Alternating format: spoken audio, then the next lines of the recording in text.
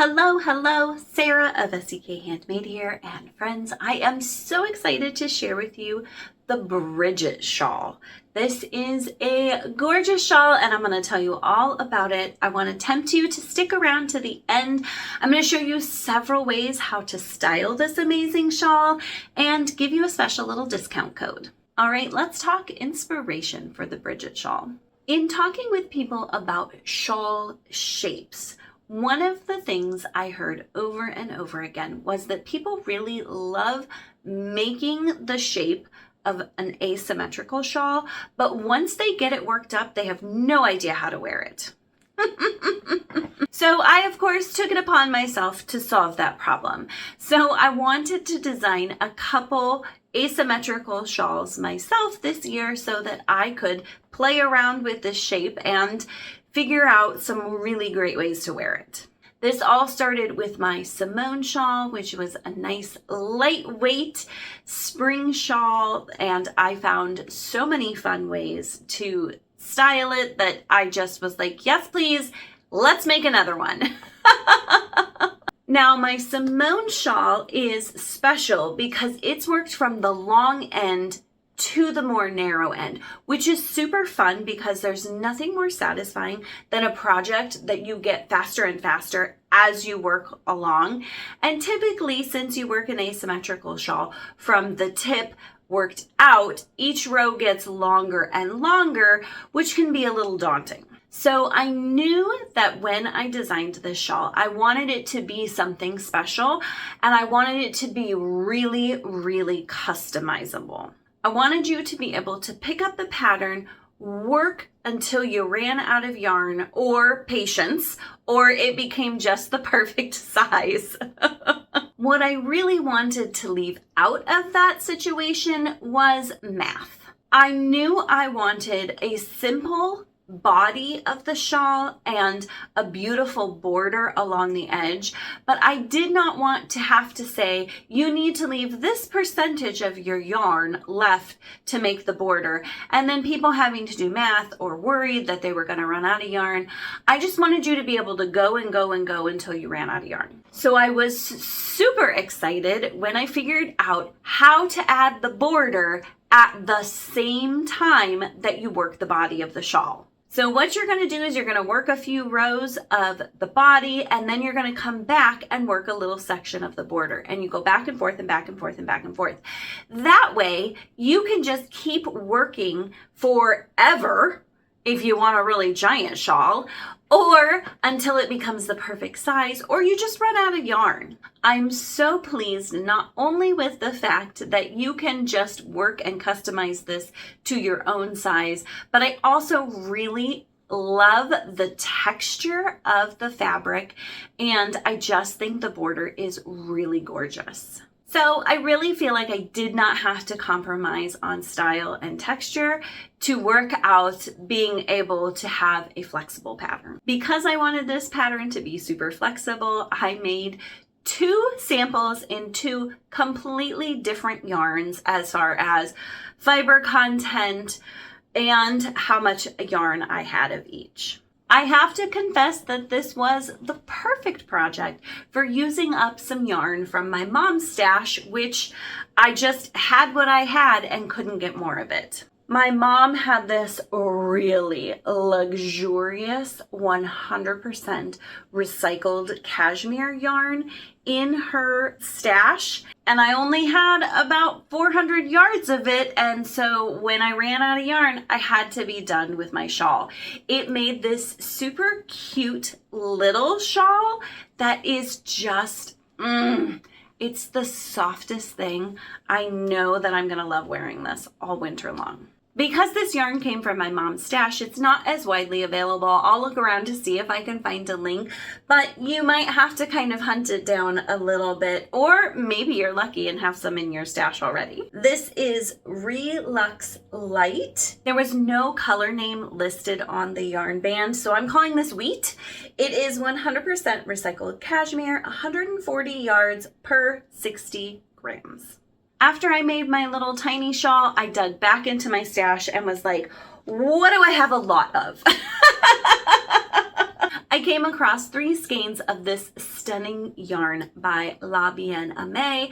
I was very on the fence about this because this yarn is called Cori worsted, but this is not a worsted weight yarn. Or I guess if it is, it's a very, very light worsted weight yarn. I was aiming for a DK weight, and this is something I would consider a DK weight yarn. It is 250 yards per 100 grams. And I have to say, I felt very vindicated when I put it into Ravelry and they also listed it as a DK weight yarn.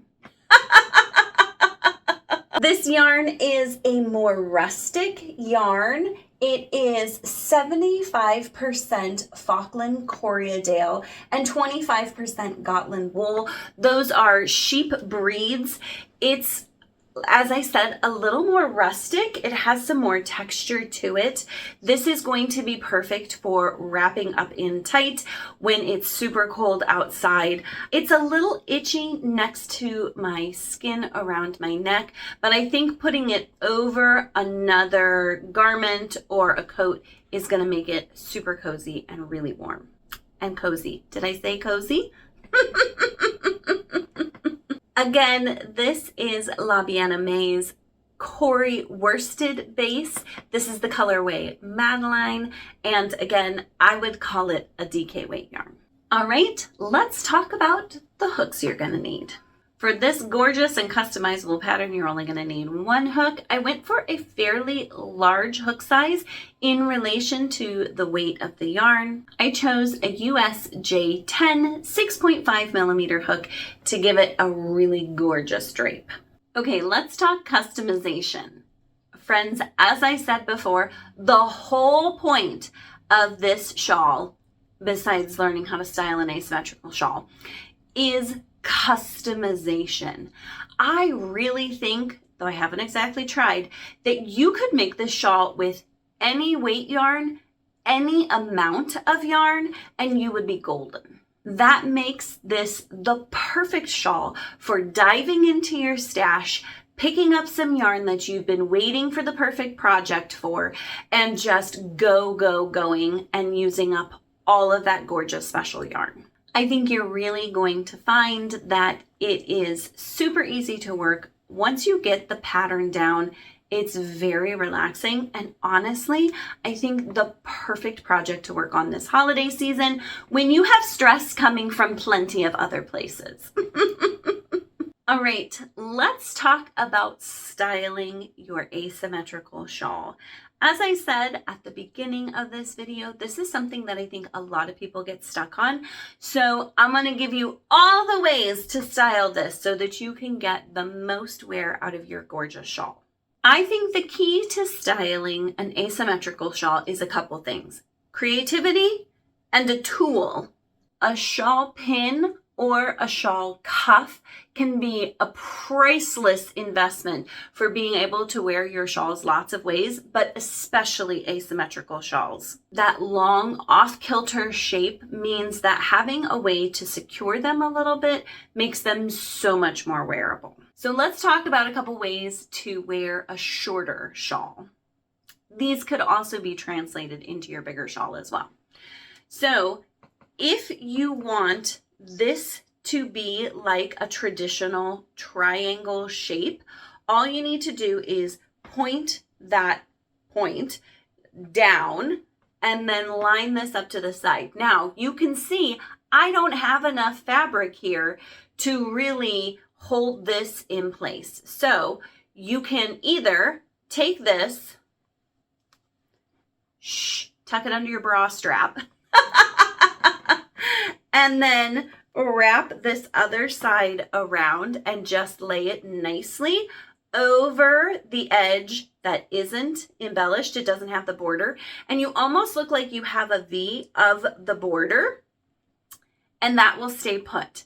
Now, if either A, you don't wear a bra, or you're like, Sarah, it's weird to stuff that in my bra strap, then you need your shawl pin, in which case you can just lay this nicely at your shoulder and secure it with your shawl pin by weaving that in and out, and that'll hold it nicely in place too.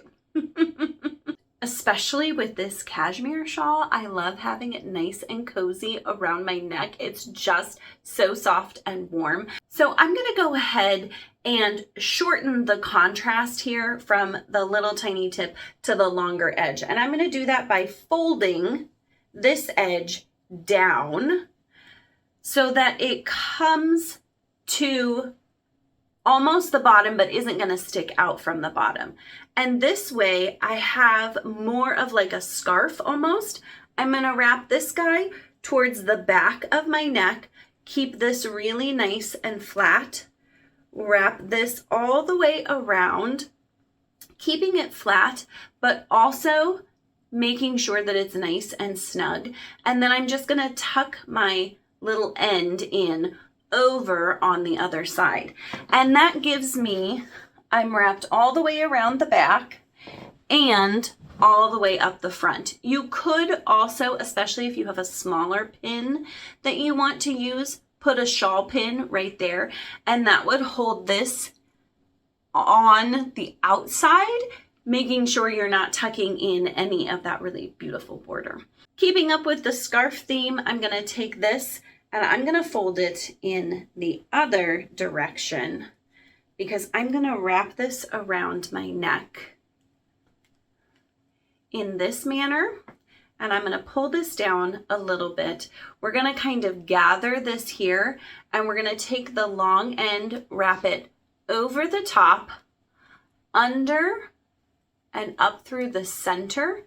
And then kind of like you're tying a necktie, I'm gonna pull this back down through, and then we've got the border showing off all along here, showing off down the side and out the front there too. Just a really different and unique way to wrap your asymmetrical shawl. You're nice and cozy, but it's definitely not going anywhere. All right, let's look at some ways to wrap up in a larger shawl that's gonna keep you nice and cozy. If you want this one to look like a triangle shawl, it's a lot easier to do because of the depth you have here. You can scrunch up this fabric at the corner to use it to wrap around your neck. Now, if I want a triangle shape, I'm still not gonna get this wrapped all the way around my neck, but I'm certainly a lot closer. So you could just kind of tuck that, wrap around. Look at all this shawl I have left. Up to the front. I wanna make sure I'm keeping my border pointing down. I can wrap around again and still end up with a nice long edge along there. I could also, to secure it even a little more, I have a loop of fabric here. Where is it? There we go. I have this loop of fabric here that I could put this underneath so it looks a little more knotted. And it's still really gonna keep everything nicely in place and really show off that fun border. Now that is super cozy around my neck. If you're like, that feels claustrophobic to me. I totally understand. Let's look at a little different way to wear it that you can wear a little further away from your neck for either those days when it's not quite so chilly outside or you just don't want all that so close to your neck. So I'm gonna grab a bit of my fabric here. I'm gonna put that right at my shoulder. You can see this tilts the point off to the side, but that's totally fine. Then I'm gonna take my fabric, I'm going to wrap around my neck. Here, I got a lot of fabric here.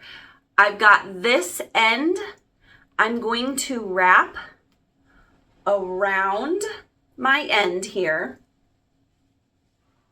So I've got a little knot there, and right here is where you can adjust how close or how far away you want it to be. You've got a lot of fabric here, so you do not need to have this right up close to your neck. You can keep it nice and open there.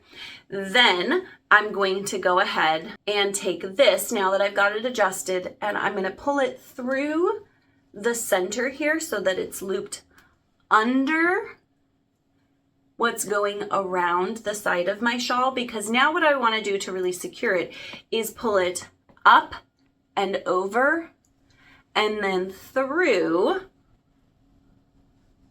there so that it creates a little knot.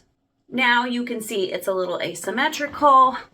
I've got a little tail over my shoulder and a bigger tail down the front that really shows off the border too. If you're like, I love this, but that knot thing was complicated and I'm not doing that, here's where your tools come in. So go ahead and start in the same manner. Grab a big hunk of your shawl here, throw it over your shoulder, wrap this side up and around, and then you can go ahead, take your shawl cuff, and then that shawl cuff is going to hold it in place just like the knot did. Now, if you're like, that's a lot of fabric hanging down, you can go ahead and wrap this around again. And because you're using the shawl cuff, you don't need a bunch of extra length here to hold it in place. You can just slip that through the shawl cuff too. You've still got nice openness around your neck, a good length of shawl off to the side here. You're showing off the border some more, and you don't have a big tail hanging out there either. As you can see, I have a whole bunch of fabric here. This ended up to be really long. And so again, you can kind of make it into a scarf by folding this end once or even twice to kind of give you a more narrow fabric. And then you can wrap that more like a scarf, coming all the way around down to one side, bringing this back up, kind of zhuzhing it around so that it covers up maybe some of this edge that has no border on it, wrapping it around really simply, no extra tools or cuffs needed. However, you could absolutely, whether it's just for embellishment, or if you'd like it to kind of hold it in place, you can put a shawl cuff in there too to kind of hold everything together and really add a little something special to your shawl. Also, because you have all of this fabric, you can do lots of neat things with kind of tying knots and wearing this like a scarf. So I have this folded still. I'm going to put it in half. I'm going to wrap it around and bring my biggest side through the loop, just like that. Now I'm going to grab my more narrow one here, and I'm going to go, I have my loop there. I'm going to go under the one side of the loop and out the front. And you can see that that kind of knots up the shawl here a little bit and gives you some really interesting visual texture in a super simple way. Thank you so much for joining me today. As promised, I have a special coupon code just for you. Use the coupon code GETCOZY at checkout on Ravelry or Etsy to save 20% off the Bridget Shawl. That code is good now, October 31st, all the way through November 5th, but be sure to grab it before it expires. Thank you so much for joining me today. I hope you enjoyed learning more about the Bridget Shawl and have some great ways to wear your asymmetrical shawls now. Thank you again for joining me, and happy crafting!